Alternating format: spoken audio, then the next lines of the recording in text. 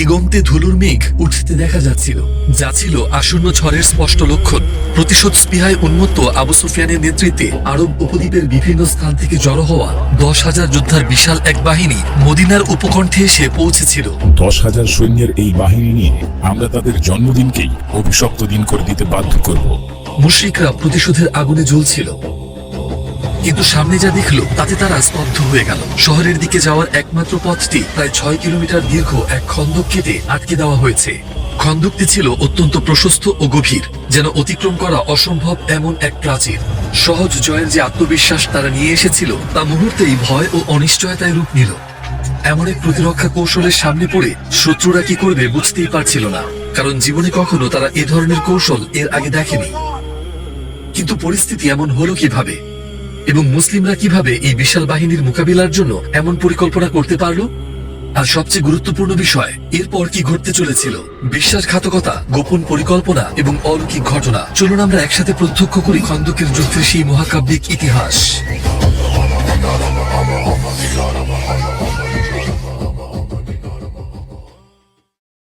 এই ভিডিও সিরিজটি নির্ভরযোগ্য ইসলামী উৎসের শত শত তথ্যসূত্রের ভিত্তিতে প্রস্তুত করা হয়েছে। কৃত্রিম বুদ্ধিমত্তা দ্বারা তৈরি সমস্ত দৃশ্যপটযোগ্য মুসলিম আলেমদের পরামর্শে প্রস্তুত করা হয়েছে এবং তা ইসলামী নীতিমালার সঙ্গে সামঞ্জস্যপূর্ণ।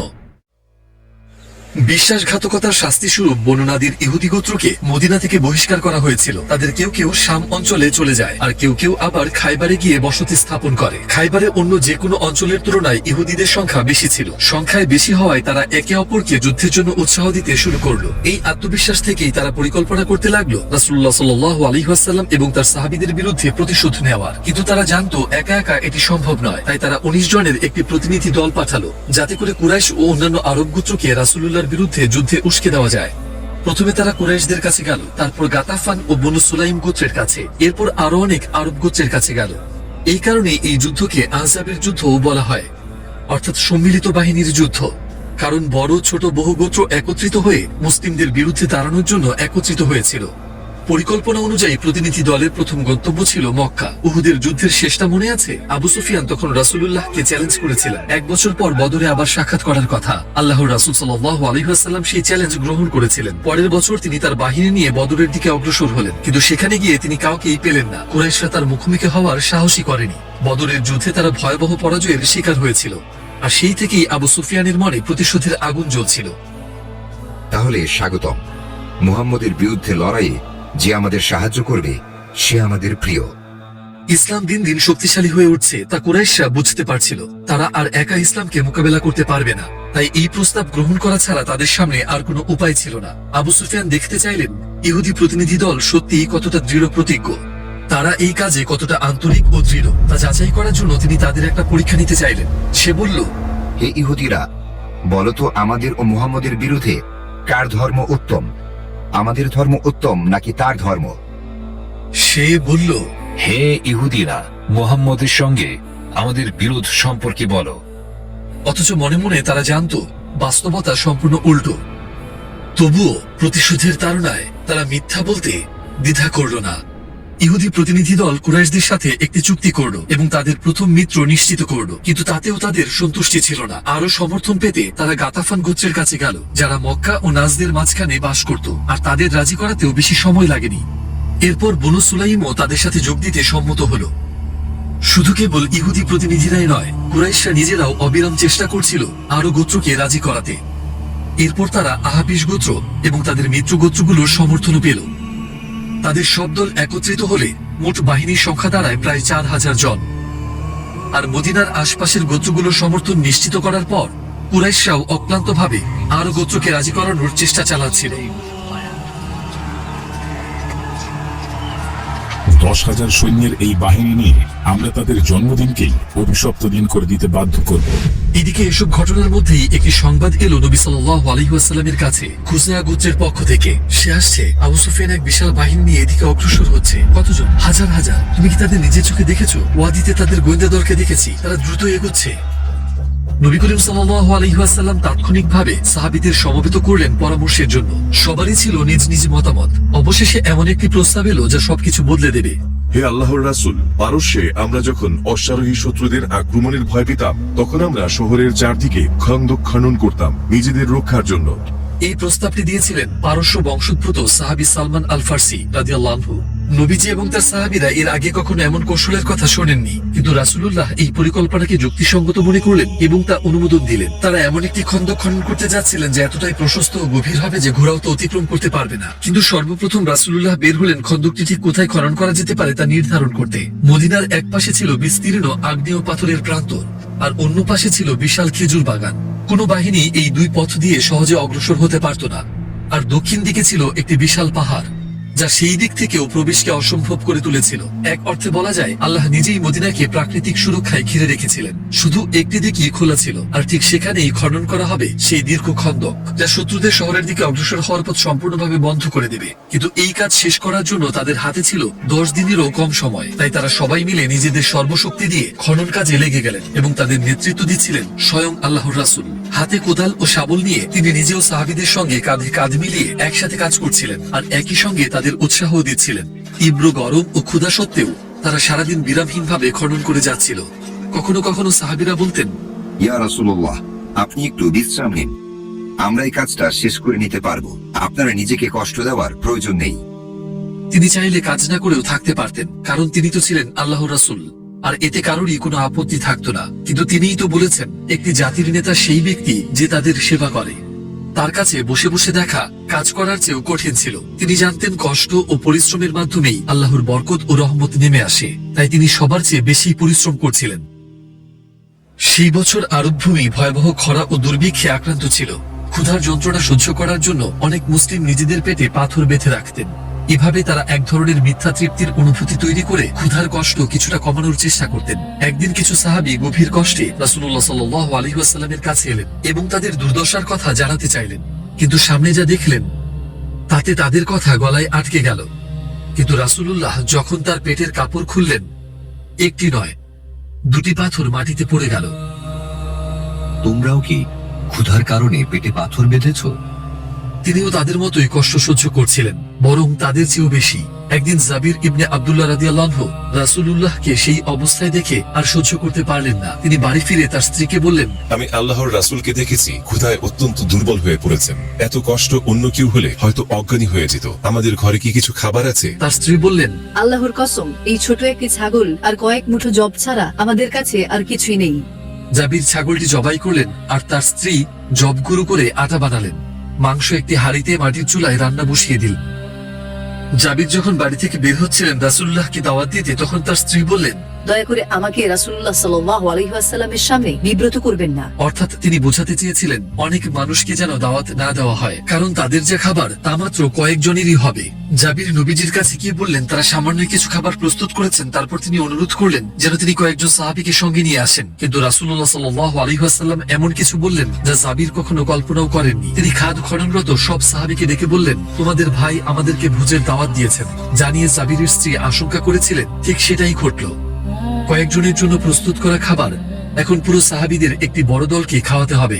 জাবির যখন বাড়ি ফিরে এসে স্ত্রীকে সব বললেন, তার স্ত্রী জিজ্ঞেস করলেন, রাসূলুল্লাহকে জিজ্ঞেস করেছিলেন আমাদের কাছে কত খাবার আছে? জাবির বললেন, হ্যাঁ। তাহলে কোনো সমস্যা হবে না। তিনি বিশ্বাস করতেন রাসূলুল্লাহ এমন কিছু জানেন যা তারা জানেন না। জাবির দিশেহারা হয়ে গেলেন, কি করবেন বুঝতে পারছিলেন না। রাসূলুল্লাহ যখন তাদের বাড়িতে পৌঁছালেন, তিনি খাবার ও রুটির উপর বরকতের জন্য দোয়া করলেন। এরপর তিনি সাহাবীদের 10 জন করে ভেতরে প্রবেশ করতে বললেন। তারপর নিজ হাতে চুলা থেকে রুটি বের করলেন। তিনি রুটির উপর মাংসের টুকরা রাখতেন এবং নিজ হাতে প্রতিটি সাহাবীকে দিতেন। ধীরে ধীরে সবাই তৃপ্ত হতে শুরু করলো। তবু আশ্চর্যের বিষয়, মাংস বা রুটির কোনো ঘাটতি হলো না, সবকিছু আগের মতোই রয়ে গেল। জাবির ও তার স্ত্রী এই দৃশ্য দেখে বিস্ময়ে হতবাক হয়ে গেলেন। পরে সেই দিনের কথা বলতে গিয়ে জাবির রাদিয়াল্লাহু আনহু বলেছিলেন, আল্লাহর কসম, 1000 মানুষ এসে পেট ভরে খেয়েছিল, তবুও আমাদের হাড়ি কখনো ফুটছিল আর আমাদের খামির থেকে রুটি হয়েই যাচ্ছিল। 1000 মানুষ এই অলৌকিক ঘটনাটি দেখেছিল, এবং পরবর্তীতে এই ঘটনা বারবার আলোচনা হলেও তাদের একজনও কখনো তা অস্বীকার করেনি। একবার চিন্তা করে দেখুন, যারা সত্যের জন্য জীবন উৎসর্গ করেছিলেন তারা কি সবাই মিললে মাআযাল্লাহ একই মিথ্যার উপর একমত হতে পারতেন, যা কখনো ঘটেইনি? সাহাবীদের জন্য এসব অলৌকিক ঘটনা ছিল স্পষ্ট বাস্তবতা। অনেক সময় আল্লাহ তার রাসূল সাল্লাল্লাহু আলাইহি ওয়াসাল্লামের হাতের মাধ্যমে এমন বরকত দান করতেন। এমনও দেখা গেছে বদর ও তাবুকের মতো যুদ্ধের সময়ে, বিয়ের ভোজে, এমনকি দুর্ভিক্ষের সময়েও এ ধরনের মুজিজা বারবার দেখা গেছে। কখনো 180 জনের সামনে, কখনো 400 জনের সামনে, আর কখনো কখনো 1500 জনের সামনেও। রাসূলুল্লাহ ও সাহাবীরা যখন খন্দক খনন করছিলেন তখন তারা এক বিশাল শক্ত পাথরের মুখোমুখি হলেন, কিন্তু যতই চেষ্টা করলেন তারা সেটি ভাঙতে পারলেন না। তাই তারা দ্রুত আল্লাহর রাসূল সাল্লাল্লাহু আলাইহি ওয়াসাল্লামকে জানালেন। নবীজি এলেন এবং সালমান আল ফারিসি রাদিয়াল্লাহু আনহু এর কুড়াল নিলেন। তারপর বললেন বিসমিল্লাহ এবং প্রবল আঘাত করলেন পাথরে। এক আঘাতেই পাথরের 1/3 চূর্ণ হয়ে গেল। তিনি বললেন, আল্লাহু আকবার, আমাকে শামের চাবি দেওয়া হয়েছে। আল্লাহর কসম, আমি এখনই তার লাল প্রাসাদ দেখছি। তিনি দ্বিতীয়বার আঘাত করলেন, আরেক 1/3 ভেঙে গেল। তিনি আবার তাকবীর দিলেন, আল্লাহু আকবার, আমাকে পারস্যের চাবি দেওয়া হয়েছে। আল্লাহর কসম, আমি মাদায়ানের সাদা প্রাসাদ দেখছি। তিনি তৃতীয়বার আঘাত করলেন এবং বললেন, আল্লাহু আকবার, আমাকে ইয়েমেনের চাবি দেওয়া হয়েছে। আল্লাহর কসম, আমি এখনই সানআর ফটক দেখছি। শেষ আঘাতে পাথরটা পুরোপুরি চূর্ণ হয়ে গেল। এই সুসংবাদ শুনে মুমিনদের ঈমান আরো দৃঢ় হয়ে গেল। কিন্তু মুনাফিকরা কি করল? তারা ঠাট্টার সুরে বলল, সে আমাদেরকে কিসরা ও কাইসারের ধন সম্পদের কথা বলে, অথচ আমাদের কেউ তো নিরাপদে প্রয়োজন সারার সুযোগ পাচ্ছে না। তারা সবাইকে নিরুৎসাহিত করতে চাইছিল। একবার ভেবে দেখুন, যখন এই প্রতিশ্রুতিগুলো দেওয়া হয়েছিল মদিনা তখন শত্রু গোত্রগুলোর দ্বারা ঘিরে ছিল। সবাই একত্র হয়েছিল মুসলিমদের পুরো জনপদ নিশ্চিহ্ন করতে। মুসলিমরা তখন কুরাইশদেরকে পুরোপুরি পরাজিত করতে পারেনি। তাদের আত্মরক্ষার জন্য খন্দক খনন করতে হচ্ছিল। তারা ছিল ক্ষুধার্ত, পিপাসার্ত আর ক্লান্ত, অবসন্ন। তবুও যে সত্তা আসলে সেই প্রতিশ্রুতিগুলো পূরণ করবেন তিনি আল্লাহ, আসমান ও জমিনের রব। আর নবী সাল্লাল্লাহু আলাইহি ওয়াসাল্লামের বলা প্রতিটি কথাই ছিল সত্য, এবং একে একে সেই প্রতিশ্রুত বিজয়গুলো সত্যি হয়ে এসেছিল অল্প সময়ের মধ্যেই, উমর ও উসমান রাদিয়াল্লাহু আনহুর খেলাফতকালেই। মুশরিক বাহিনীকে হতভম্ব করে দেওয়া সেই খন্দক কেবল 6 দিনের মধ্যেই শেষ করা হয়েছিল। এর প্রস্থ ছিল প্রায় 9 মিটার, মানে প্রায় 5 জন মানুষের দৈর্ঘ্যের সমান, আর গভীরতা ছিল এর প্রায় অর্ধেক। এতটাই প্রশস্ত ছিল যে সবচেয়ে দক্ষ ঘোড়সওয়ারও লাফিয়ে পার হতে পারত না। প্রায় 6 কিলোমিটার জুড়ে খন্দকের পথে মাত্র একটুখানি জায়গা ছিল, যেটা এতটাই সরু যে কেবল একজন ঘোড়সওয়ার পার হতে পারে।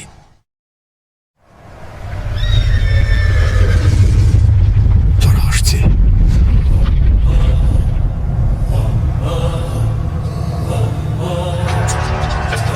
আবু সুফিয়ানের নেতৃত্বে 10,000 মুশরিকের এক বাহিনী এসে পৌঁছে গেল। তারা এমন এক যুদ্ধ কৌশলের মুখোমুখি হয়েছিল যা তারা আগে কখনো দেখেনি, আর এটা তাদের জন্য ছিল বিশাল বড় এক ধাক্কা। থামো থামো, ঘোড়াগুলোকে থামাও। এটা কি কি হচ্ছে এসব? থামো, ঘোড়াগুলোকে থামাও। তারা ভেবেছিল খুব সহজেই মদিনায় ঢুকে পড়বে, রাস্তায় রক্ত ছড়াবে আর মুসলিমদের একে একে শেষ করে দেবে। থামো বলছি, থামো, হচ্ছেটা কি এসব? কিন্তু তবুও আবু সুফিয়ান পিছু হটার কোনো ইচ্ছাই রাখল না। প্রস্তুতির পরের ধাপে তারা খন্দকের ওপার থেকে তীরের এক ঝড় বইয়ে দিল। ভয়ঙ্কর শীষধ্বনিতে তীরগুলো বাতাস চিরে এগোচ্ছিল আর মুসলিমদের উপর ছড়ে পড়ছিল। কিন্তু খন্দকটা তাদের ধারণার চেয়েও অনেক বড় বাধা হয়ে দাঁড়ালো। যতই চেষ্টা করুক তারা কোনোভাবেই সেটা পার হতে পারল না। আপনার মনে আছে, খন্দকের একটা জায়গা বাকিগুলোর মতো অতটা প্রশস্ত ছিল না। কিছু লোক সেখান দিয়ে পার হওয়ার চেষ্টা করলো, কিন্তু পার হওয়ার আগেই তাদের মাটিতে লুটিয়ে দেওয়া হলো। তবে আমর ইবনে আব্দুওয়াদ সফলভাবে ঢুকে পড়েছিল। আরব জুড়ে এসেছিল সবচেয়ে প্রসিদ্ধ আর ভয়ঙ্কর যোদ্ধাদের একজন। মাথা থেকে পা পর্যন্ত বর্মে ঢাকা, সে সজোরে ঘোড়ার লাগাম টানলো এবং মুসলিম বাহিনীর ঠিক সামনে এসে থামলো। কে আমার সাথে যুদ্ধ করবে? আলী রাদিয়াল্লাহু আনহু দাঁড়িয়ে বললেন, ইয়া রাসূলুল্লাহ, আমাকে অনুমতি দিন, আমি তার সাথে লড়ি। আলীর দৃঢ়তা দেখে নবী সাল্লাল্লাহু আলাইহি ওয়াসাল্লাম দোয়া করলেন, হে আল্লাহ, তাকে আপনার সাহায্য দান করুন। তারপর আলী রাদিয়াল্লাহু আনহু ময়দানে এগিয়ে গেলেন। দেখো আলী যাচ্ছে, জুলফিকার।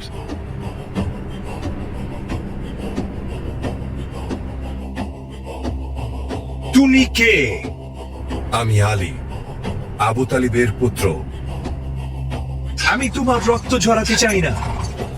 তোমার বাবা ছিল আমার বন্ধু। আল্লাহর কসম, আমি তো তোমার রক্ত ঝরাতেই চাই। আমর ক্ষিপ্ত হয়ে উঠল। সে তলোয়ার বের করলো এবং ঘোড়ায় চড়ল। কিন্তু আলী রাদিয়াল্লাহু আনহু বললেন, আমি পায়ে হেঁটে আর তুমি ঘোড়ায়, এভাবে আমি কিভাবে তোমার সাথে লড়বো? নেমে এসো, আমার সামনে এসো। তাই আমর নেমে এলো এবং আলী রাদিয়াল্লাহু আনহুর সামনে দাঁড়ালো। চলো দেখা যাক তোমার কেমন দক্ষতা। আলী তাকে দুটি পথ পছন্দ করতে বললেন, ইসলাম গ্রহণ করো অথবা ফিরে যাও। কিন্তু আমর দুটোই প্রত্যাখ্যান করল। দ্বৈরথ শুরু হলো। আমর প্রথম আঘাত করল। আলী ঢাল দিয়ে তা প্রতিহত করলেন, কিন্তু তলোয়ার ঢাল কেটে ভেতরে ঢুকে তার ডগা আলীর মাথায় আঘাত করল। মাটির ভেতর থেকে ধুলোর এক মেঘ উঠল এবং দুজনকে ঢেকে ফেলল। ফলে ভেতরে কি হচ্ছে কেউই আর তা দেখতে পেল না।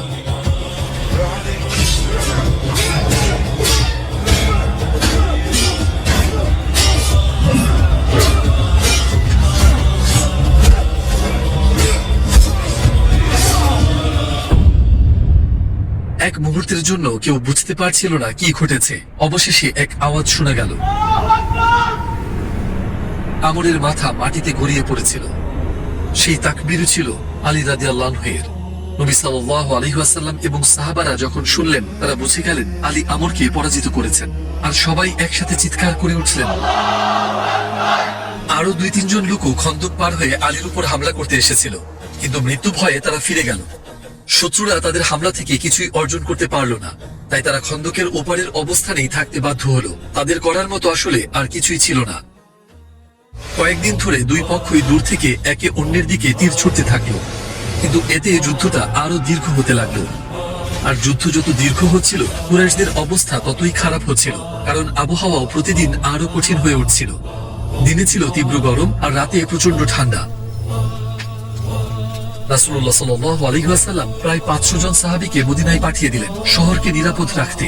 রাতের তীব্র শীতে তিনি নিজেই পাহারা দিতেন খন্দকের সবচেয়ে সরু স্থানে, কারণ তিনি আশঙ্কা করছিলেন শত্রুরা সেখান দিয়ে পার হতে পারে।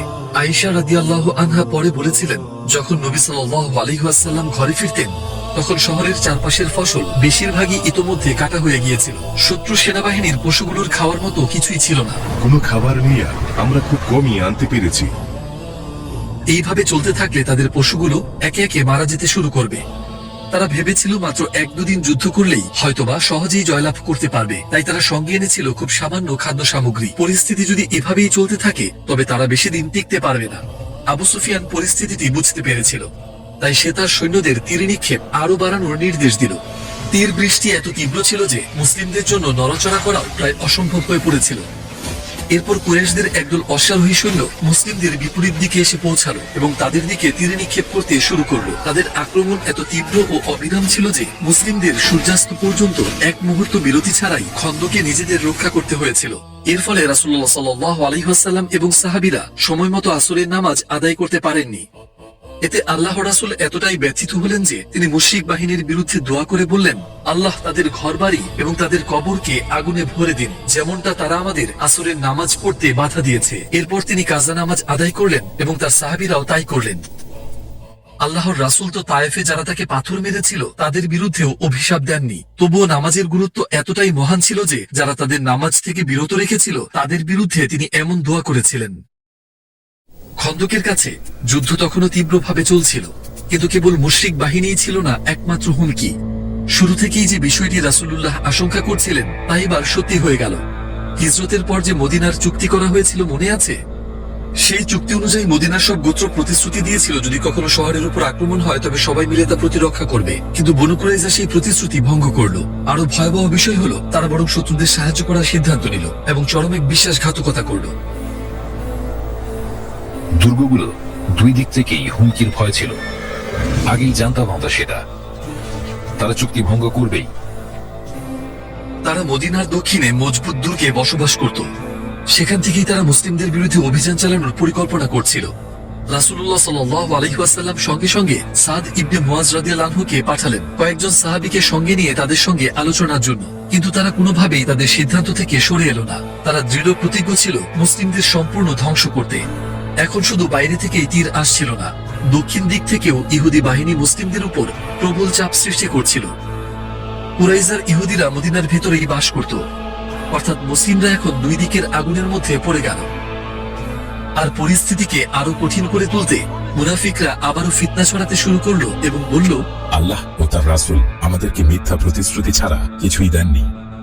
আল্লাহ সেই দিনের কথা সূরা আহজাবে বর্ণনা করেছেন। স্মরণ করো যখন তারা তোমাদের উপর আক্রমণ করেছিল উপর দিক থেকেও নিচের দিক থেকেও, আর ভয়ে চোখ স্থির হয়ে গিয়েছিল এবং হৃদয় কণ্ঠে এসে পৌঁছেছিল, এবং তোমরা আল্লাহ সম্পর্কে বিভিন্ন ধারণা করতে শুরু করেছিলে। সেই সময় মুমিনদের পরীক্ষা নেওয়া হয়েছিল এবং তাদের প্রবলভাবে কাঁপিয়ে দেওয়া হয়েছিল। সবকিছুই যেন মুসলিমদের বিরুদ্ধে ঘুরে দাঁড়াচ্ছিল। কিন্তু ঠিক সেই মুহূর্তেই আল্লাহ তাদের জন্য একটি পথ খুলে দিলেন, একটি মাত্র সুযোগ যা বদলে দিবে পুরো যুদ্ধের গতিপথ। গাদাফান গোত্রের আজদা শাখার নেতা নোয়াইম ইবনে মাসুদ গোপনে ইসলাম গ্রহণ করেছিলেন, কিন্তু কাউকে জানাননি।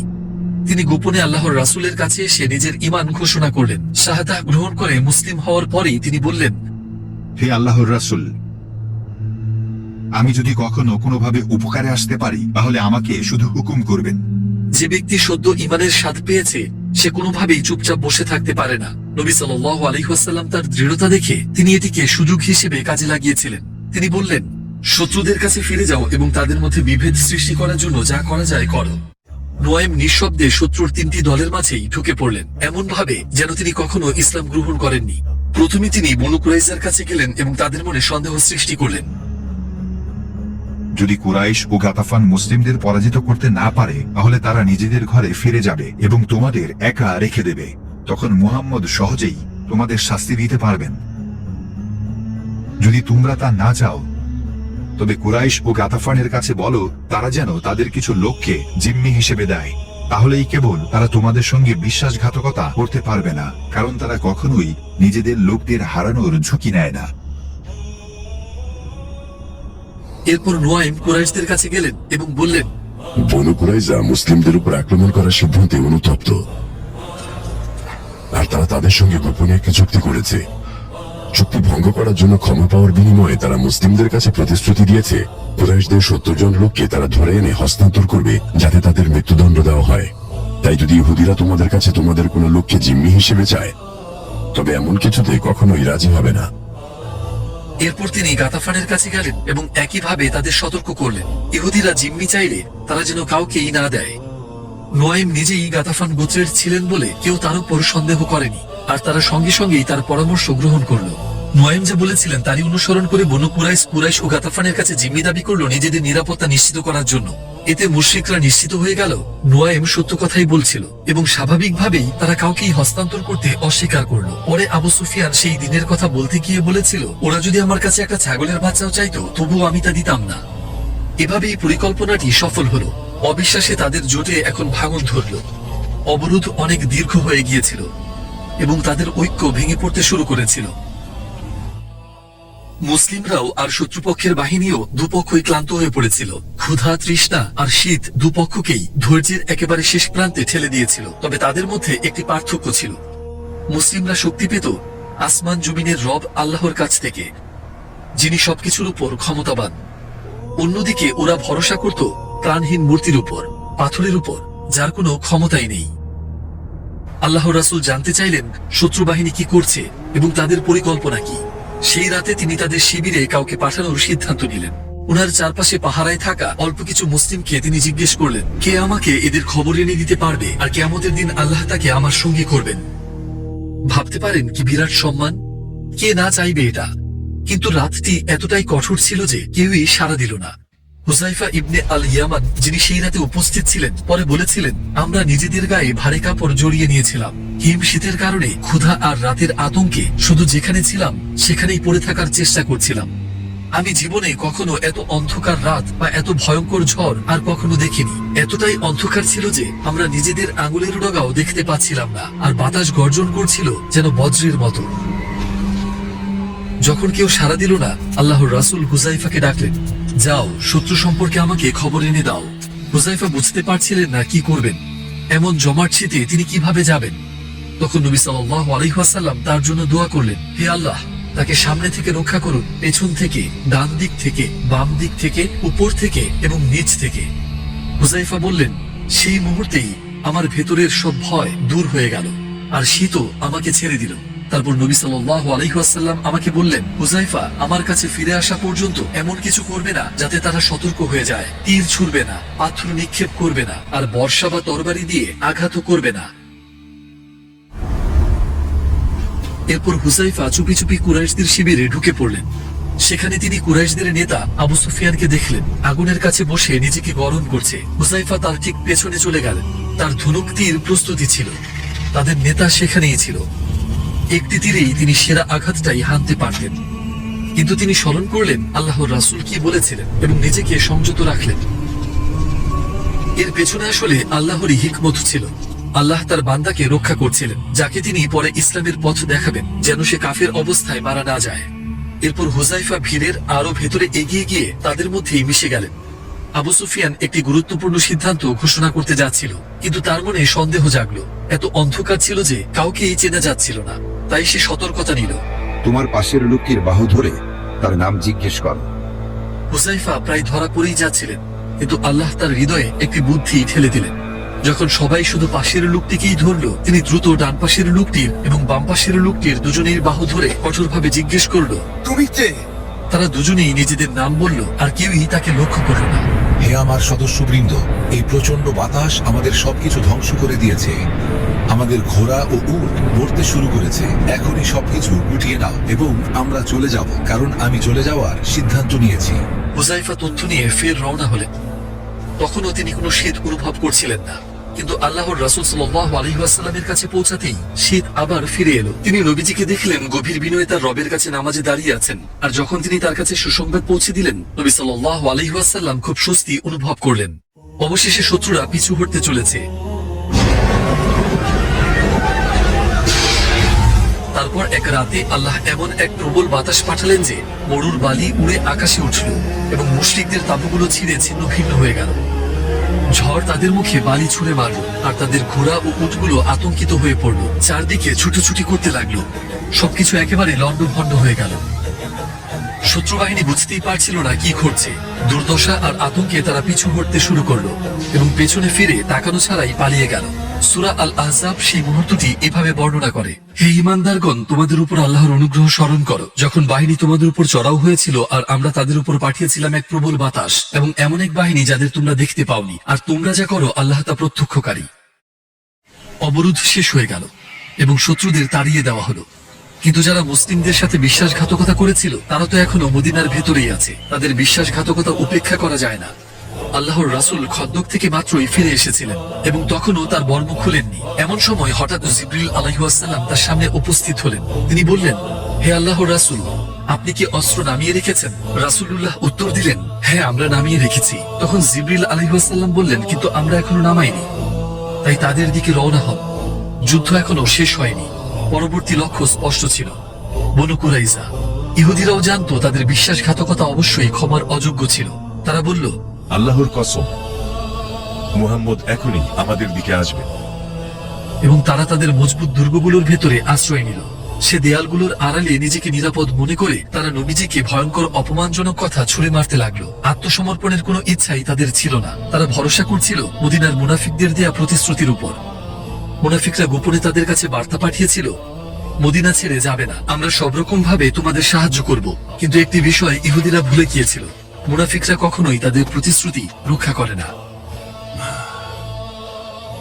তাদের মধ্য থেকে দুজন সজোরে বলে উঠল, এই লোকটাই যার সম্পর্কে ইবনে হাইয়াবান আমাদের বলেছিল, তার সাথে যুদ্ধ করো না। এরা কারা ছিল, আর তারা যে ইবনে হাইয়াবানের কথা বলছিল সেই বা কে ছিল? সে কি ভবিষ্যৎবাণী করেছিল? ইবনে হাইয়াবান ছিলেন এক ইহুদি আলেম, যিনি মদিনায় এসেছিলেন নবীজির নবুয়ত পাওয়ার আগেই। তিনি বলেছিলেন, নবীর আগমন খুবই সন্নিকটে, আর এটাই সেই স্থান যেখানে তিনি হিজরত করবেন। নবীর দাওয়াত শুরু হওয়ার অনেক আগেই তিনি বনু নাদিরকে তার সম্পর্কে বলেছিলেন। তারপর তিনি সেখানে মৃত্যুবরণ করেন। যখন তিনি এসব কথা বলেছিলেন, দুই ভাই উসাইদ ও সালাবাও সেখানে ছিল এবং স্পষ্টভাবে তা শুনেছিল। আর এখন তারা সেই দুই ভাইয়ের ডাক অগ্রাহ্য করল। বনু কুরাইজা তাদের দুর্গের ভেতরে অবরুদ্ধ হয়ে পড়ল। মুনাফিকদের কাছ থেকে যে সাহায্য তারা আশা করেছিল তাও আর আসছিল না, এবং অবশেষে তারা বুঝতে পারল অবরুদ্ধতা সহজে শেষ হবে না। তাই অসহায় হয়ে তারা নবী সাল্লাল্লাহু আলাইহি ওয়াসাল্লামের সাথে আলোচনা করতে চাইল। আল্লাহর কসম, আমরা আত্মসমর্পণ করব না যতক্ষণ না আপনি আমাদের শর্ত মানেন। কিন্তু তার জবাব ছিল কঠোর ও দৃঢ়, না, তোমাদের সামনে আর কোনো পথ নেই, নিঃশর্তভাবে আত্মসমর্পণ করো এবং আমার রায় মেনে নাও। অন্য কোনো উপায় নেই বুঝতে পেরে অবশেষে ইহুদিরা আত্মসমর্পণ করল। বনু কুরাইজা এতদিন একের পর এক অপরাধ করেই গিয়েছিল। প্রথমে তারা চুক্তি ভেঙেছিল এবং শত্রুদের সাথে যোগসাজশ করেছিল। তার উপর আবার ক্ষমা চাওয়ার বদলে তারা নবী সাল্লাল্লাহু আলাইহি ওয়াসাল্লামকে অপমানজনক কথা বলে আঘাত করেছিল। তাদের সব বিশ্বাসঘাতকতার পরও আল্লাহর রাসূল তাদের সঙ্গে এমন আচরণ করেছিলেন যার ইতিহাসে কোনো তুলনা হয় না। তিনি নির্দেশ দিলেন শাস্তি কার্যকর করা হবে শুধুমাত্র আল্লাহর সন্তুষ্টির জন্য, রাগ বা প্রতিশোধের বশে নয়। কারণ ইসলামী আইনে ব্যক্তিগত আবেগ মিশিয়ে শাস্তি দেওয়া যায় না। শুনতে অবাক লাগতে পারে, কিন্তু যখন তাদের মৃত্যুদণ্ড কার্যকর করা হচ্ছিল তিনি নির্দেশ দিয়েছিলেন তাদেরকে খাবার, পানি এবং দুধ দিতে। দিনটি ভীষণ গরম ছিল আর তিনি চাননি তাদেরকে সেই প্রখর রোদে শাস্তি দেওয়া হোক। তিনি বললেন, সূর্যের তাপকে তরবারির তাপের সাথে একত্র করো না। সুবহানাল্লাহ। খন্দকের যুদ্ধ ছিল মুসলিমদের জন্য মোড় ঘোরানো এক অধ্যায়। 3টি ইহুদি গোত্রকে মদিনা থেকে বহিষ্কার করা হয়েছিল এবং মুশরিকরা আর হুমকি হিসেবে রইল না। আল্লাহ রাসূল সাল্লাল্লাহু আলাইহি ওয়াসাল্লাম বলেছেন, এই যুদ্ধের পর আমরাই তাদের উপর আক্রমণ করব আর তারা আমাদের উপর আক্রমণ করতে আসবে না। আর ঠিক সেটাই ঘটেছিল। মুশরিকরা আর কখনোই তাদের শক্তি ফিরিয়ে আনতে পারেনি। অন্যদিকে মুসলিমরা প্রতিদিন আরো শক্তিশালী হতে থাকলো সমগ্র আরব উপদ্বীপ জুড়ে।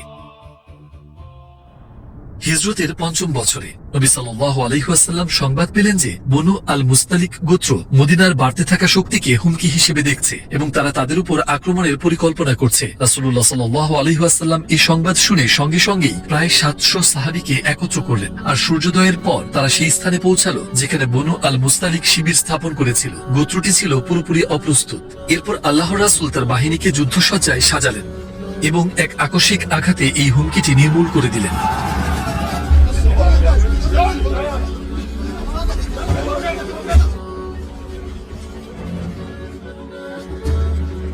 শত্রুরা সম্পূর্ণ পরাজিত হল, কিন্তু বাহিনীর ভেতরেই ছিল আরো ভয়ঙ্কর এক শত্রু। মদিনায় ফেরার পথে অপ্রত্যাশিত সমস্যার সূচনা হতে যাচ্ছিল। সবকিছুর কেন্দ্রে ছিল মুনাফিকদের প্রধান আব্দুল্লাহ ইবনে উবাই ইবনে সালুল। যদি নবী সাল্লাল্লাহু আলাইহি ওয়াসাল্লাম বাইরে থাকাকালে সে মদিনায় থেকে যেত তাহলে সে গোলযোগ ও অশান্তি ছড়াতে পারত।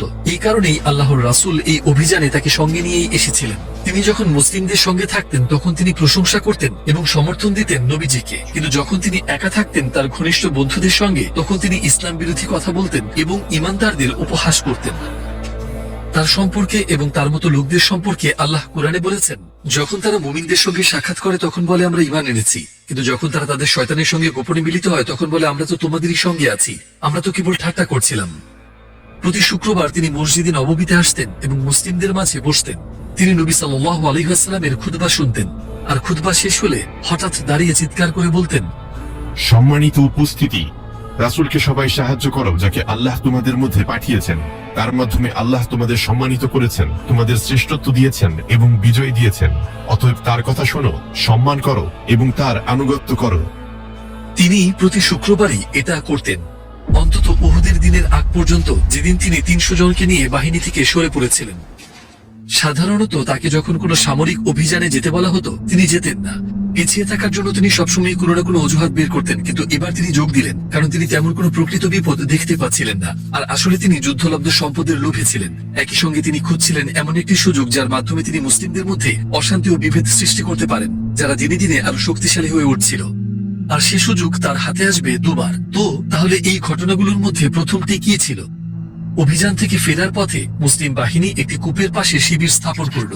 সবাই পালা করে পানি তুলছিল, কিন্তু একটি ছোট ঝগড়াই মুনাফিকদের জন্য একটি সুযোগ হয়ে দাঁড়ালো। মুহাজিরদের জাহজা ইবনে মাসুদ এবং আনসারদের সিনান ইবনে ওয়াবা একই কূপ থেকে পানি তুলছিল। হঠাৎ তাদের মধ্যে তর্ক বিতর্ক শুরু হয়ে যায়। তারপর পরিস্থিতি আরো ঘোলাটে হলো এবং জাহজা রাগে সিনানের দিকে এগিয়ে গেল। এটা দেখে সিনান চিৎকার করে বলল, হে মুহাজিরগণ, তোমরা কোথায়? এসো, আমাকে রক্ষা করো।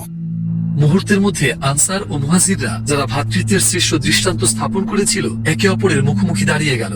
মুনাফিকদের নেতা আব্দুল্লাহ ইবনে উবাই ফিতনা ছড়ানোর জন্য একদম উপযুক্ত সুযোগ পেয়ে গেল এবং সেটাকে কাজে লাগাতে যা যা পারলো সবই করলো। হে আনসার, এই মুহাজিররা তোমাদের মাধ্যমে শক্তি ও সম্মান পেয়েছে, আর এখন তারা তোমাদের সঙ্গে এমন অহংকার ও অসম্মানজনক আচরণ করছে। তোমরা তাদেরকে তোমাদের শহরে আশ্রয় দিয়েছো, বাসস্থান দিয়েছো, তোমরা তাদের সাথে তোমাদের সম্পদ আর খাবার ভাগ করে খেয়েছো। তোমরা যে অপমান এখন সহ্য করছো তার জন্য দায়ী কিন্তু তোমরাই। আল্লাহর কসম, আমরা যখন মদিনায় ফিরবো তখন সবচেয়ে সম্মানিত ব্যক্তি সবচেয়ে নিচকে বের করে দেবে। এখানে সে রাসূল সাল্লাল্লাহু আলাইহি ওয়াসাল্লাম ও মুহাজিরদেরই বোঝাচ্ছিল। মাআযাল্লাহ, এই উস্কানিমূলক কথাগুলো আগেই টানটান পরিস্থিতিকে আরো ভয়াবহ করে দিল। আল্লাহ রাসূল সাল্লাল্লাহু আলাইহি ওয়াসাল্লাম যখন ঘটনা শুনলেন, তিনি সঙ্গে সঙ্গে সাহাবীদের কাছে গেলেন। তিনি কঠোরভাবে বললেন, জাহেলিয়াতের যুগের মতো হানাহানি কেন? আর যখন দেখলেন এত ছোট্ট একটা বিষয়ে আনসার ও মুহাজিররা বিরোধে জড়িয়ে পড়েছে, তখন তিনি বললেন, এই জাহিলিয়াতের মতো আচরণ ছেড়ে দাও, কারণ এটা ভীষণ নোংরা। তিনি এত কঠোর সতর্কতা দিয়েছিলেন কারণ এসবের পেছনে ছিল এক ধরনের গোত্রগর্ব, বর্ণবাদ এবং বস্তুগত শ্রেষ্ঠত্বের অহংকার। কিন্তু ইসলামে শ্রেষ্ঠত্ব শুধু তাকওয়ার মাধ্যমে, অর্থাৎ আল্লাহকে ভয় করে সচেতন থাকা, গুনাহ থেকে বেঁচে থাকা এবং তার নির্দেশ মান্য করার মাধ্যমে। রাসূলুল্লাহর এই কথাগুলো সাহাবাদের হৃদয় গভীরভাবে স্পর্শ করল এবং সিনান জাহজাকে ক্ষমা করে দিল। এভাবে যারা নিজেদের গোত্র নিয়ে গর্ব করে যেতে থাকে তাদের সম্পর্কে আল্লাহর রাসূল পরে বলেছিলেন, যে ব্যক্তি গোত্রবাদে আহ্বান করে সে আমাদের অন্তর্ভুক্ত নয়, যে ব্যক্তি গোত্রবাদের জন্য লড়াই করে সে আমাদের অন্তর্ভুক্ত নয়, আর যে ব্যক্তি গোত্রবাদের উপর মৃত্যুবরণ করে সে আমাদের দলভুক্ত নয়। এই ঘটনার পর রাসূলুল্লাহ সাল্লাল্লাহু আলাইহি ওয়াসাল্লাম একটি অস্বাভাবিক সিদ্ধান্ত নিলেন। দিনের সবচেয়ে প্রচন্ড গরম সময়ে তিনি মুসলিম বাহিনীকে নির্দেশ দিলেন মদিনার দিকে রওনা হতে। সেদিন পর্যন্ত তারা কখনোই এত দহনকারী গরমে রওনা হয়নি। কিন্তু নবীজির এই নির্দেশের পেছনে ছিল এক বিশেষ প্রজ্ঞা। তিনি চেয়েছিলেন তার সাহাবারা আব্দুল্লাহ ইবনে উবাইর কথাবার্তা নিয়ে আলোচনায় না জড়াক। তারা বিকেলে রওনা হলো এবং ফজরের প্রথম আলো ফোটার আগ পর্যন্ত থামলো না। তারা এতটাই ক্লান্ত ও নির্ঘুম হয়ে পড়েছিল যে দাঁড়িয়ে থাকাটাও যেন কঠিন হয়ে গেল। যেখানে ছিল সেখানেই লুটিয়ে পড়ল এবং সঙ্গে সঙ্গেই ঘুমিয়ে পড়ল। এভাবে তাদের মন অন্যদিকে চলে গেল এবং বিষয়টি আরো বড় হয়ে ওঠা থেকে বন্ধ করা গেল। এই ঘটনার মাধ্যমে আল্লাহর রাসূল আমাদেরকে একটি চিরস্থায়ী শিক্ষা দিলেন। একজন মুসলিমের উচিত সবসময় নিজেকে ব্যস্ত রাখা, কখনো অলস বসে থাকা নয়, কারণ কাজ না করা আর অলসতা হারাম আনন্দের দরজা খুলে দেয় এবং শেষ পর্যন্ত গুনাহে নিয়ে যায়। তো শেষ পর্যন্ত এই ঘটনার পরও কি মুনাফিকদের নেতা গোলযোগ থামিয়েছিল? অবশ্যই না। সে তখনও আরেকটি সুযোগ খুঁজছিল ফিতনা ছড়ানোর জন্য, এবং খুব দ্রুতই সে দ্বিতীয় সুযোগটি পেয়ে গেল। এবার সে সাহস করবে অপবাদ দিতে নবী সাল্লাল্লাহু আলাইহি ওয়াসাল্লামের নিজের পরিবারকেই। বাহিনী যখন মদিনার দিকে ফিরে চলছিল, তারা দূরে দুইজনকে দেখতে পেল যারা তাদেরকে ধরে ফেলতে চেষ্টা করছিল। তাদের একজন উটে চড়েছিল আর অন্যজন উটের পাশে হাঁটছিল, উটের লাগাম ধরে। উটের উপর থাকা ব্যক্তি ছিলেন আমাদের মা আয়েশা রাদিয়াল্লাহু আনহা, আর যিনি উটটি চালিয়ে আনছিলেন তিনি ছিলেন সাফওয়ান ইবনে আল মুআত্তাল। আব্দুল্লাহ ইবনে উবাই এই দৃশ্যটিকে বিকৃত করে নবীজির পবিত্র ও সম্মানিত স্ত্রী সম্পর্কে একটি ভয়ঙ্কর অপবাদ রটাবে। আল্লাহর কসম, সে তার থেকে মুক্ত থাকতে পারেনি, আর সেও তার থেকে নির্দোষ ছিল না। অর্থাৎ মাআযাল্লাহ, তাদের মধ্যে কিছু একটা ঘটেছিল এই ইঙ্গিত করছে। আর এই কথাগুলো বলেই সে গুজব ও ফিতনা রটানো শুরু করে দিল। এই ভয়াবহ অপবাদটা বাহিনীর মধ্যে দাবানলের মতো ছড়িয়ে পড়ল, একজন থেকে আরেকজনের কাছে পৌঁছাতে থাকলো। কিন্তু এর পেছনে সত্যটা আসলে কি ছিল? চলুন শুরুটা কোথা থেকে হয়েছিল সেখানে ফিরে যাই। রাসূলুল্লাহ যখনই কোনো অভিযানে যেতেন, তিনি তার স্ত্রীদের মধ্য থেকে একজনকে সঙ্গে নিতেন। এবার তার সঙ্গে যিনি গিয়েছিলেন তিনি ছিলেন আমাদের মা আয়েশা রাদিয়াল্লাহু আনহা। সাহাবারা যখন বিশ্রাম নিচ্ছিলেন, মা আয়েশা তখন কিছুটা দূরে চলে গিয়েছিলেন ব্যক্তিগত প্রয়োজনীয়তার স্বার্থে। ফিরে এসে দেখলেন তারা রওনা হওয়ার প্রস্তুতি নিচ্ছে, কিন্তু ঠিক তখনই তিনি বুঝতে পারলেন তার হারটি কোথায় হারিয়ে গেছে। তিনি ভাবলেন বাহিনী তাকে ছাড়া তো আর রওনা হবে না, তাই তিনি আগের সেই জায়গায় ফিরে গেলেন হারটি খুঁজতে। কিন্তু হারটি পেতে তার কিছুটা সময় লাগলো, আর ততক্ষণে বাহিনী রওনা হয়ে কিছু দূর এগিয়ে গেছে। তিনি যে অনুপস্থিত তা কেউ টেরই পায়নি। তখন অবশ্য নারীদের গোপনীয়তা রক্ষার জন্য তারা পর্দাবদ্ধ উটের পিঠে বসানো তাঁবুর মতো বাহনে ভ্রমণ করতেন, যাকে বলা হতো হাওদা। আমাদের মা আয়েশা রাদিয়াল্লাহু আনহা খুব একটা ভারী ছিলেন না বলে যারা হাওদা উঠিয়েছিল তারা বুঝতেই পারেনি তিনি ভেতরে নেই, আর তারা রওনা হয়ে গেল। আমাদের মা ফিরে এসে দেখলেন বাহিনী চলে গেছে। মরুভূমিতে একা ভ্রমণ করা বিপজ্জনক ছিল, তাই তিনি যেখানে ছিলেন সেখানেই থাকার সিদ্ধান্ত নিলেন। তিনি ভাবলেন যখনই তারা বুঝতে পারবে আমি নেই, তখনই তারা আমাকে নিতে ফিরে আসবে। কিছুক্ষণ পর তিনি ঘুমিয়ে পড়লেন। তিনি যখন ঘুমাচ্ছিলেন, দূর থেকে একজন ধীরে ধীরে কাছে এলেন। তিনি ছিলেন সাফওয়ান ইবনে আল মুআত্তাল। সাফওয়ান ছিলেন বাহিনীর ফেলে যাওয়া জিনিসপত্র সংগ্রহ করার দায়িত্বে। যা কিছু পড়ে যেত বা ভুলে যাওয়া হতো তিনি পিছন থেকে সেগুলো তুলতেন এবং পরের শিবিরে পৌঁছে দিতেন। সেদিনও বাহিনী চলে যাওয়ার পর এলাকাটা দেখতে তিনি এসেছিলেন, আর দেখলেন মাটিতে কেউ একজন ঘুমিয়ে আছে। তিনি যখন বুঝতে পারলেন যে এটা আমাদের মা আয়েশা, তখন তিনি বললেন, ইন্না লিল্লাহি ওয়া ইন্না ইলাইহি রাজিউন। নিশ্চয়ই আমরা আল্লাহর এবং নিশ্চয়ই আমরা তারই কাছে ফিরে যাব। তার কণ্ঠস্বর শুনে আয়েশা রাদিয়াল্লাহু আনহা ঘুম থেকে জেগে উঠলেন। একটি কথাও না বলে সাফওয়ান তার উটটি বসিয়ে দিলেন। তারপর একটু সরে দাঁড়ালেন যাতে তিনি স্বাচ্ছন্দ্যে ও পর্দার সঙ্গে উঠতে পারেন। এরপর তিনি উটের লাগাম ধরলেন এবং বাহিনীর শিবিরের দিকে রওনা দিলেন। কয়েক ঘন্টা পর তারা অবশেষে বাহিনীর বাকি অংশের সঙ্গে মিলিত হলো। আব্দুল্লাহ ইবনে উবাই যখন এটা দেখলো, সে এটাকে সুযোগ হিসেবে নিয়ে নিল নবী সাল্লাল্লাহু আলাইহি ওয়াসাল্লাম এবং তার দাওয়াতকে ক্ষতি করার জন্য। অপবাদটি একজন থেকে আরেকজনের মধ্যে ছড়াতে লাগলো, আর অল্প সময়ের মধ্যেই পুরো মদিনা শহরে ভাইরাল হয়ে গেল। দুঃখজনকভাবে শীর্ষস্থানীয় 3 জন সাহাবীও এই অপবাদ বিশ্বাস করে ফেললেন এবং তা নিয়ে কথা বলতে শুরু করলেন। মদিনা জুড়ে ফিতনা ছড়িয়ে পড়লেও আমাদের মা আয়েশা রাদিয়াল্লাহু আনহা এসবের কিছুই জানতেন না, কারণ অভিযান থেকে ফেরার পরপরই তিনি গুরুতর অসুস্থ হয়ে পড়েন এবং কিছুদিন বিছানায় পড়ে থাকতে হয়। কি বলা হচ্ছে তিনি জানতেন না বলে তিনি অপবাদ অস্বীকার করতে বা নিজেকে রক্ষা করতে পারেননি। স্পষ্টতই এটাও ছিল আল্লাহর পক্ষ থেকে আরেকটি পরীক্ষা, ঠিক যেমনটা উহুদের যুদ্ধে হয়েছিল। মনে আছে যখন এক মুশরিক চিৎকার করে বলেছিল,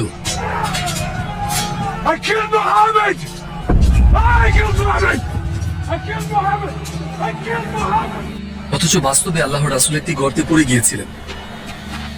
সেবার সাহাবাদের পরীক্ষা হয়েছিল কে যুদ্ধক্ষেত্রে অটল থাকতে পারে আর কে পিছিয়ে পড়বে।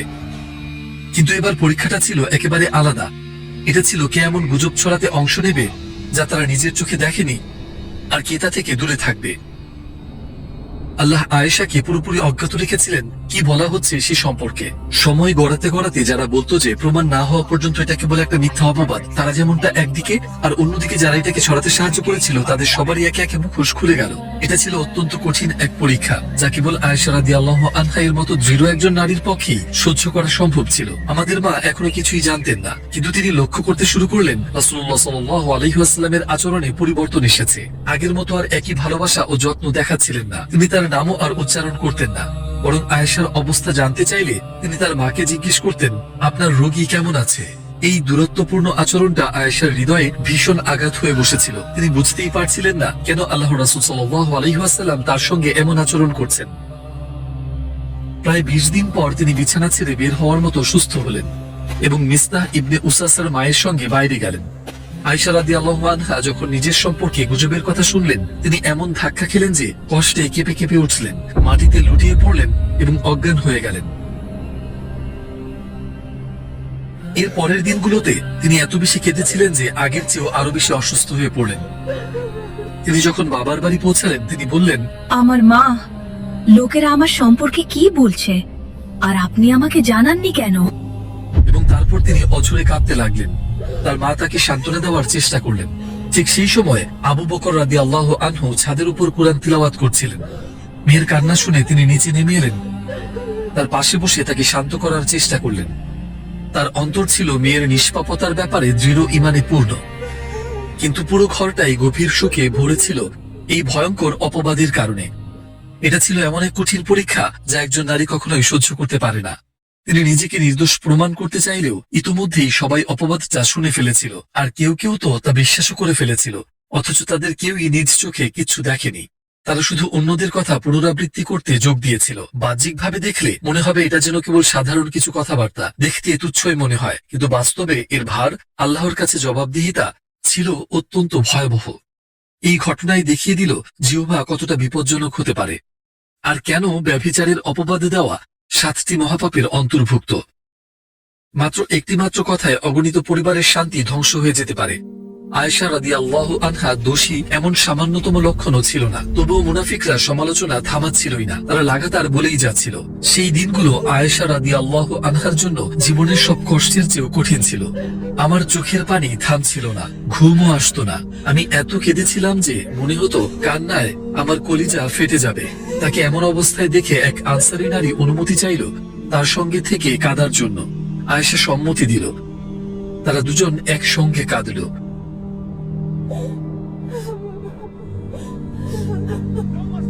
অপরদিকে আব্দুল্লাহ ইবনে উবাই যে এই অপবাদটা শুরু করেছিল এবং এত কষ্টের কারণ হয়েছিল, সে এমন পরিস্থিতি দেখে সন্তুষ্টই ছিল। তার উদ্দেশ্য পূরণ হয়ে গিয়েছিল।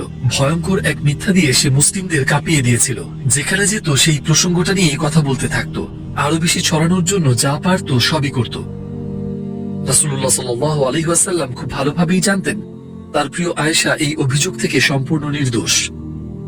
কিন্তু এত নির্মম ও ধোঁকাবাজ অপবাদ মানুষের মধ্যে এত দ্রুত ছড়িয়ে পড়ছে, এই দৃশ্য তার হৃদয়ে ভার হয়ে বসেছিল।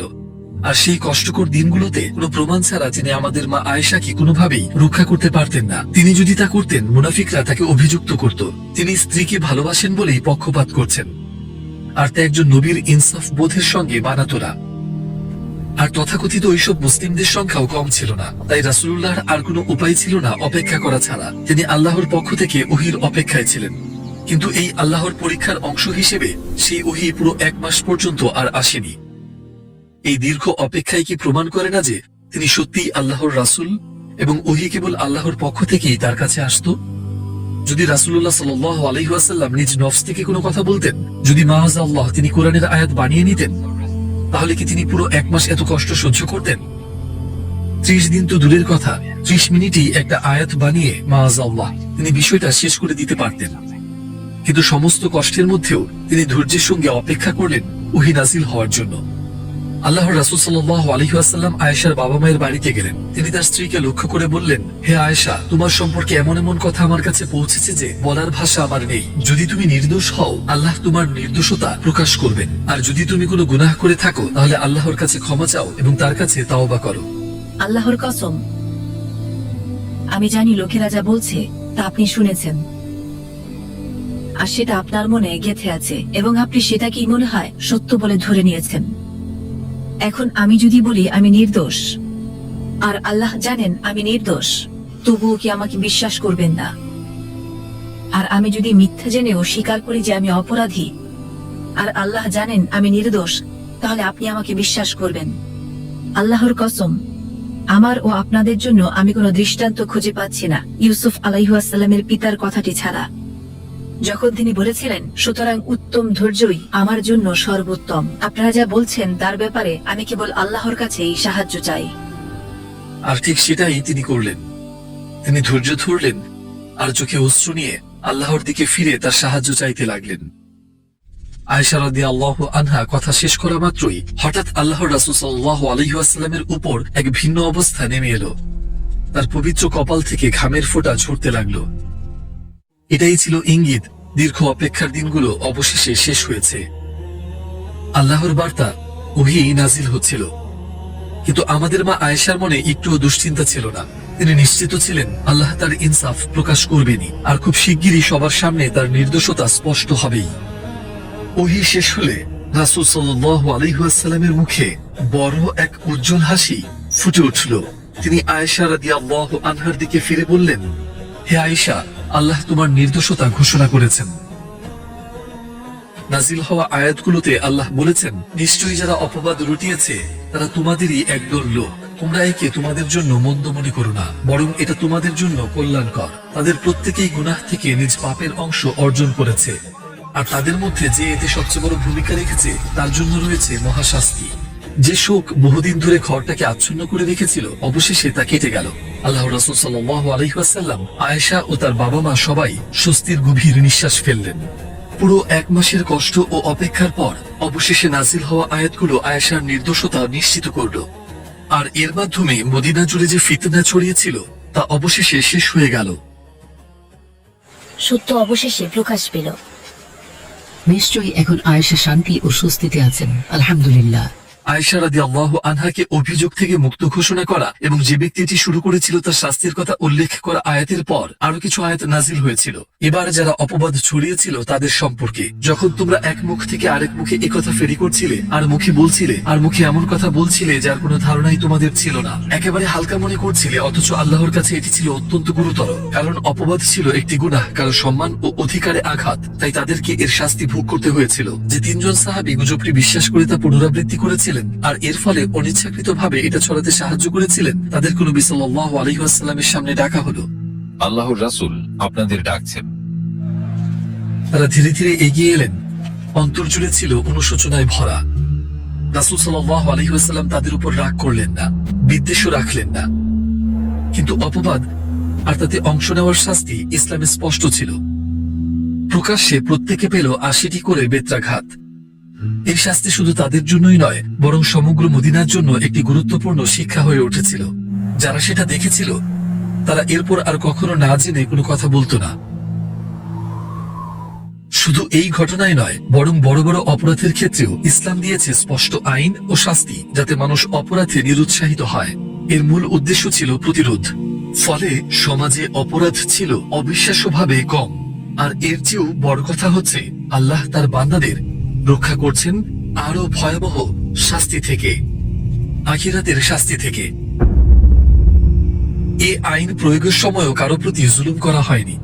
সবাই ছিল সমান, শক্তিশালী, দুর্বল, ধনী, গরিব, স্বাধীন, দাস, কারো জন্য ছিল না বাড়তি ছাড়। যেমন মদিনায় একবার চুরির ঘটনা ঘটেছিল। বনু মাখজুম গোত্রের লোকেরা এক নারী চোরের জন্য সুপারিশ করতে চাইল, আর তারা রাসূল সাল্লাল্লাহু আলাইহি ওয়াসাল্লামকে অনুরোধ করলো যেন শাস্তি দেয়া না হয়। এই কথা শুনে রাসূলুল্লাহ সাল্লাল্লাহু আলাইহি ওয়াসাল্লাম ভীষণ অসন্তুষ্ট হলেন। তিনি দাঁড়িয়ে খুতবা দিলেন, ওহে লোক সমাজ, তোমাদের আগের জাতিগুলো ধ্বংস হয়েছে কারণ তাদের অভিজাতরা চুরি করলে তারা শাস্তি দিত না, আর দুর্বল কেউ চুরি করলে তখনই শাস্তি কার্যকর করত। আল্লাহর কসম, মুহাম্মদের কন্যা ফাতিমাও যদি চুরি করত, আমি তারও হাত কেটে দিতাম। তো তবে আব্দুল্লাহ ইবনে উবাইয়ের কি হলো? যে মানুষ এত বড় গোলযোগ বাঁধিয়েছিল, সে কি শাস্তি পাবে না? আর সে তো শুধু এই এক ঘটনাতেই থেমে থাকেনি। উহুদের যুদ্ধ মনে আছে? তার প্রতারণামূলক কথায় মুসলিম বাহিনীর প্রায় ৩০০ জন যুদ্ধ শুরুর আগেই ফিরে গিয়েছিল। সে মুশরিক আর ইহুদিদের সঙ্গে গোপনে আতাত করত, সবসময় মুসলিমদের বিরুদ্ধে ষড়যন্ত্র করত, মুমিনদের মধ্যে ফিতনা ছড়াত, ভ্রাতৃত্বের বন্ধন ভাঙতে চেষ্টা করত। রাসূল সাল্লাল্লাহু আলাইহি ওয়াসাল্লাম এসব সবই জানতেন, তবু তিনি ধৈর্য ধরলেন, নীরব থাকলেন। একদিন ওমর রাদিয়াল্লাহু আনহু আর সহ্য করতে পারলেন না। আব্দুল্লাহ ইবনে উবাই যে ফিতনাগুলো সৃষ্টি করছিল, তিনি রাসূল সাল্লাল্লাহু আলাইহি ওয়াসাল্লামের কাছে এসে বললেন, হে আল্লাহর রাসূল, আমাকে অনুমতি দিন, আমি মুনাফিকের মাথা কেটে দিই। কিন্তু রাসূল সাল্লাল্লাহু আলাইহি ওয়াসাল্লাম এর জবাবেই ছিল হিকমা। তিনি বললেন, ওকে ছেড়ে দাও, না হলে মানুষ বলবে মুহাম্মদ নিজের সঙ্গীদেরই হত্যা করছেন। আপনার কি মনে আছে, নবী সাল্লাল্লাহু আলাইহি ওয়াসাল্লামের হিজরতের আগে কিন্তু ইবনে উবাই মদিনার রাজা হতে যাচ্ছিল। তার জন্য মুকুট পর্যন্ত বানানো হয়েছিল। মানুষের কাছে তার প্রভাব ছিল বিশাল, তাই অনেকেই তাকে এখনো বিশ্বাস করত। সে এত কৌশলে মুনাফিকি লুকাতো, অনেকে তাকে শত মুসলিমই ভাবত, যার উপর ভরসা করা যায় এমন একজন। তাই যদি তাকে হত্যা করা হতো, মানুষ বলতো মুহাম্মদ নিজের সাথীদেরই মেরে ফেলেন। যে গোত্রগুলো ইসলাম গ্রহণের কথা ভাবছিল, তারাও ভয় পেয়ে বলতো, কাল চাইলে আমাদেরও মেরে দেবে। এই ভয় দূর করতেই রাসূল সাল্লাল্লাহু আলাইহি ওয়াসাল্লাম ধৈর্যকে বেছে নিলেন। আর কয়েক বছর পর তিনি এর ফলও পেয়েছিলেন। অপবাদের ঘটনার ৪ বছর পরে, হিজরির ৯ম বছরে, ইবনে উবাই অসুস্থ হয়ে পড়ে মারা গেল। তার ছেলে আব্দুল্লাহ ছিল একজন সৎ ও একনিষ্ঠ মুসলিম।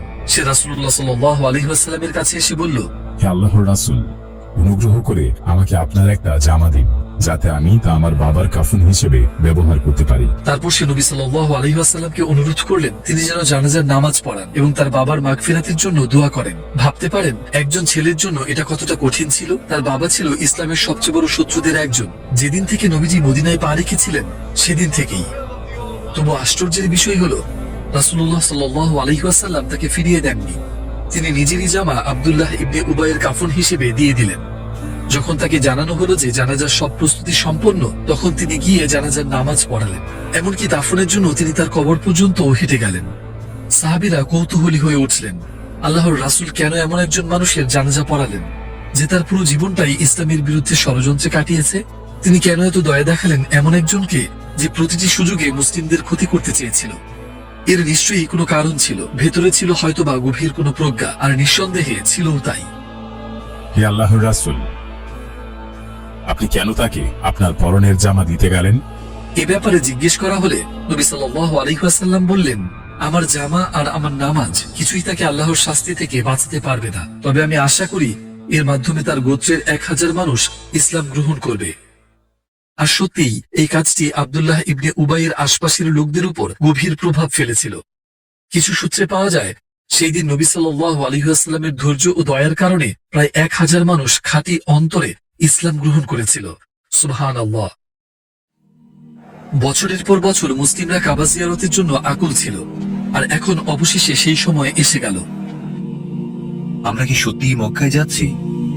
হ্যাঁ, এটি এমন এক সফর হতে যাচ্ছিল যার শুরু হবে নবীজির দেখা একটি স্বপ্নের মাধ্যমে, কিন্তু এই সফরের সমাপ্তি হবে এমন ভাবে যা কেউ কল্পনাও করেনি। তাহলে তোমরা এখানেই আমাদের বন্দী হয়ে থাকবে। আর মুসলিমরা নিজেদেরকে দেখবে এমন একটি চুক্তি মেনে নিতে যেটা তারা কখনোই মেনে নিতে চাইতো না।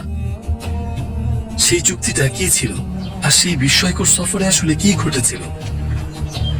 ইনশাআল্লাহ পরের পর্বে আমরা সবই দেখব। সঙ্গেই থাকুন।